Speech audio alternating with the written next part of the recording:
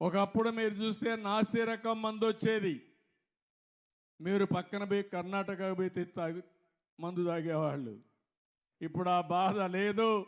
ఇక్కడే స్వేచ్ఛగా తాగే విధంగా ఏదైతే ఉందో నాణ్యమైనది కర్ణాటకలోతో సమానంగా ఇక్కడ కూడా మద్యం రేట్లు తగ్గించడమే కాకుండా ఎక్కడ కూడా నాసి రకం మందు ఇవ్వకుండా మీ ఆరోగ్యాన్ని కాపాడే బాధ్యత తీసుకున్నాం.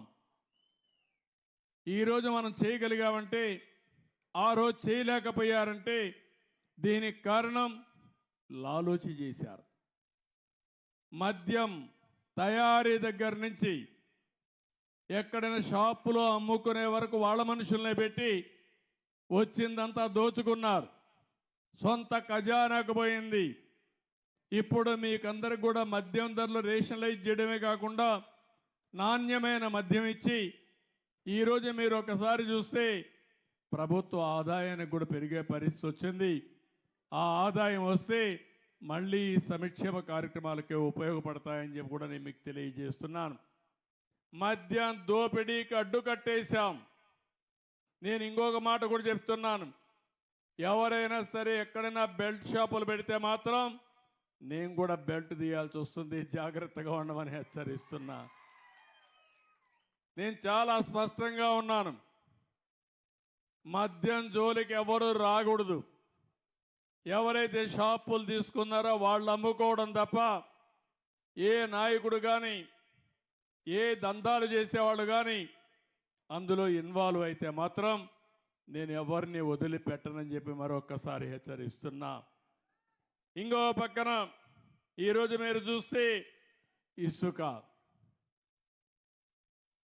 ప్రకృతి ఇచ్చిన వరం మనకది. వర్షాలు పడతాయి, వాగుల్లో వంకల్లో నదుల్లో ఇసుక ఫార్మ్ అవుతుంది. అది మన కన్స్ట్రక్షన్కి అవసరం. దీన్ని కూడా వ్యాపారం చేసుకున్నారు. దీన్ని కూడా ఆ రోజు ఇసుక అంతా కూడా దందాలు చేసి పెద్ద ఎత్తున నాశనం చేసే పరిస్థితికి వచ్చారు. వీళ్ళు 1000 కోట్లు సంపాదించుకున్నారు. పేదవాళ్ళకి ఇసుక దొరక్క భవన నిర్మాణ కార్మికులు 40 లక్షల మంది ఉపాధి లేకుండా నానా అవస్థలు పడే పరిస్థితికి వచ్చారు. నేను ఈరోజు అందుకనే ఒకే హామీ ఇచ్చాను. మీ ఊర్లో ఇసుకుంది, తెచ్చుకునే స్వేచ్ఛ మీకు ఇచ్చాను. మీ ట్రాక్టర్ తీసుకెళ్ళండి, మీరే ఇసుక తెచ్చుకోండి. ఎవరైనా అడ్డం వస్తే నా పేరు చెప్పండి, అవసరమైతే నిలదీయండి, తాట తీస్తామని చెప్పండి.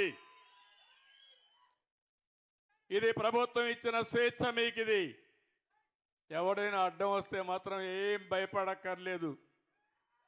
2వ గేర్లో పోతా ఉంటే 4వ గేర్లో మార్చి స్పీడ్ పెంచండి, ఏం కాదు. నేను ఈ పేదవాళ్ళ ప్రభుత్వం ఇది. ప్రకృతి పరంగా ఇచ్చిన ఇసుక మీ హక్కు తప్ప ఈ పెత్తందారులకు ఆ హక్కు లేదని చెప్పి మరొక్కసారి మీ అందరికీ విజ్ఞప్తి చేస్తున్నా. అందుకే మీరు ఫ్రీగా ముందుకు వెళ్ళండి.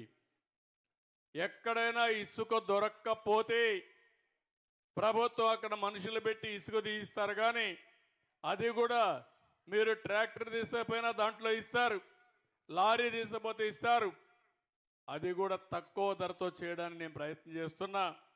మీకంటే అది తక్కువ, మీరే చేసుకుంటే తక్కువ ధరకు వస్తే మీరే చేసుకోండి. ఎవ్వడు అడ్డుపడడు. ఎక్కడ దొరికితే ఇసుక అక్కడ తెచ్చుకునే స్వేచ్ఛ మీకు ఇచ్చానని చెప్పి కూడా నేను మీకు తెలియజేస్తున్నా. ఇంకో పక్కన ఈరోజు మీరు ఒకసారి చూస్తే ఎక్కడ చూసినా గంజాయి పంట బాధేస్తుంది.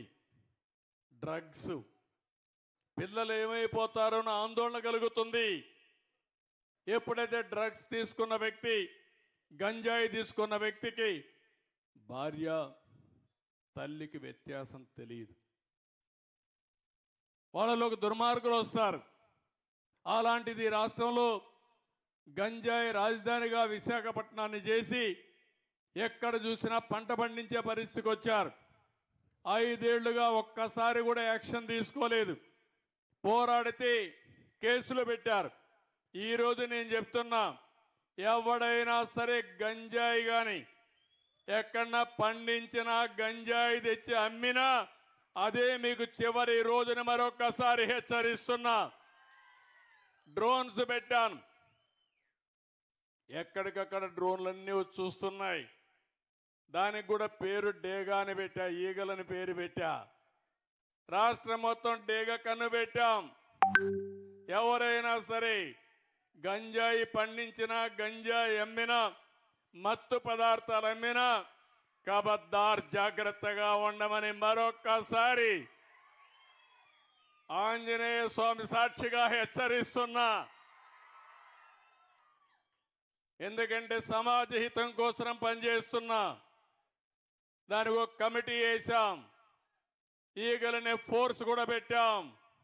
దీన్ని లాజికల్ గా తీసుకెళ్తామని చెప్పి కూడా నేను మీకు తెలియజేస్తున్నా. ఈ రాష్ట్రంలో ల్యాండ్ మాఫియా లేకుండా చేస్తాం, శాండ్ మాఫియా లేకుండా చేస్తాం, గంజాయి మాఫియా లేకుండా చేస్తాం. కడాన పేదవాళ్ళకి ఇచ్చే రైసు కూడా, పేదవాళ్ళకి 2 రూపాయలకి ఉచితంగా బియ్యం ఇస్తే ఆ బియ్యాన్ని కూడా రీసైక్లింగ్ చేస్తున్నారు దొంగలు. దాన్ని కూడా మీకు చౌకగా 10 రూపాయలు ఇచ్చేసి 6 రూపాయలు 7 రూపాయలు మీకు ఇచ్చి ఆ బియ్యం తీసుకుపోయి విదేశాలకు అమ్ముకునే పరిస్థితికి వచ్చారు దుర్మార్గులు. నేను అందుకే చెప్తున్నా, ఎవరైతే రీసైక్లింగ్ చేస్తున్నారో మిమ్మల్ని కూడా హెచ్చరిస్తున్నా, వదిలిపెట్టం జాగ్రత్తగా ఉండమని హెచ్చరిస్తున్నానని చెప్పి కూడా నేను మీకు తెలియజేస్తున్నా.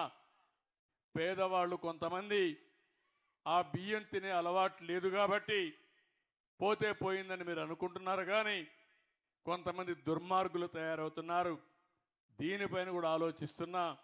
ఏ విధంగా చేస్తే ఈ సమస్య పరిష్కారం అవుతుందో, పేదవాళ్లకు న్యాయం జరుగుతుందో దానికి కూడా ప్రయత్నం చేస్తాం.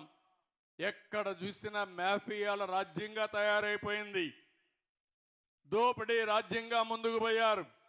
ఇవన్నీ ప్రక్షాళన చేయడానికి కొంత సమయం పడతా ఉంది. ఇంకో పక్కన చెత్త మీద పన్నేశారు. 83 లక్షల మెట్రిక్ టన్నులు చెత్తంతా పేరకపోయింది.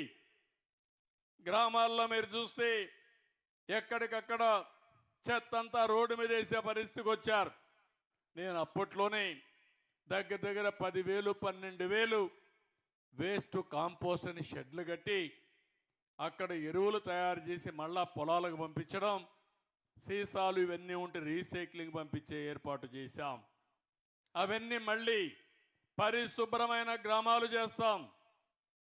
ఎక్కడికక్కడ ఏ గ్రామం చూసినా ఒక పరిశుద్ధమైన గ్రామంగా, క్లీన్ విలేజ్గా తయారు చేసే బాధ్యత ఈ ప్రభుత్వం తీసుకుంటాం. ఈరోజు నేను ఈ గ్రామానికి వస్తే మెజారిటీ అంతా కూడా బీసీలే. ఎప్పుడు బీసీలంటే తెలుగుదేశం పార్టీ.